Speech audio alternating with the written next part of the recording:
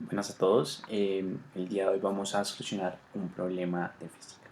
El problema que vamos a resolucionar es el siguiente.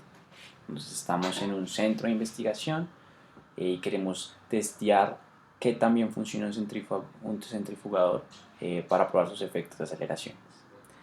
De manera resumida, nuestro problema consiste simplemente en que estamos en un sistema girando y esta nos genera una sensación de gravedad, ya vamos a explicar cómo, y queremos responder una serie de preguntas. ¿Qué tan rápido debe moverse la cabeza del astronauta para experimentar la máxima aceleración posible que experimentan los humanos? Es decir, 12.5 veces la gravedad de la Tierra. ¿Cuál es la diferencia entre la aceleración que tendría entre sus pies y la cabeza, teniendo en cuenta que la altura es fuera de 2 metros, y qué tan rápido en revoluciones por minuto gira el brazo para producir esta aceleración? Entonces, para entender mejor el problema, veamos este diagrama. Tenemos aquí un círculo, tenemos un movimiento circular y aquí estaría la cabeza del astronauta. Estaría girando y esto nos daría una sensación de gravedad, que la podemos ver como se ejemplifica aquí. Entonces, para eso tenemos que entender cuál es la naturaleza de esta sensación de gravedad, y es la aceleración centrípeta. Es decir, la aceleración centrípeta es esa aceleración necesaria que debe tener un objeto de manera radial hacia un punto para poder moverse de manera circular alrededor de ese punto.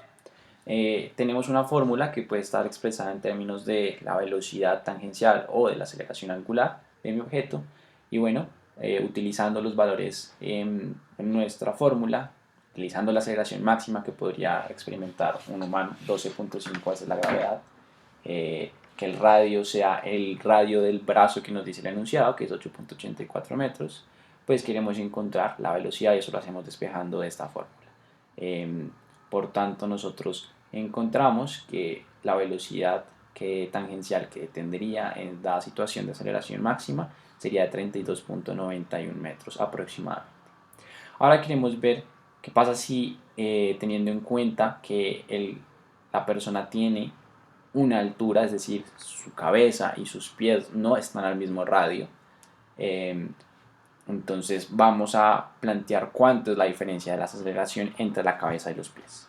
Entonces para eso escribimos aquí nuestras ecuaciones utilizando que la aceleración centrípeta de la cabeza, que sería A sub c, y de los pies A sub p, pues está representando una diferencia de radios pero con la misma fórmula. La velocidad angular al cuadrado por el radio.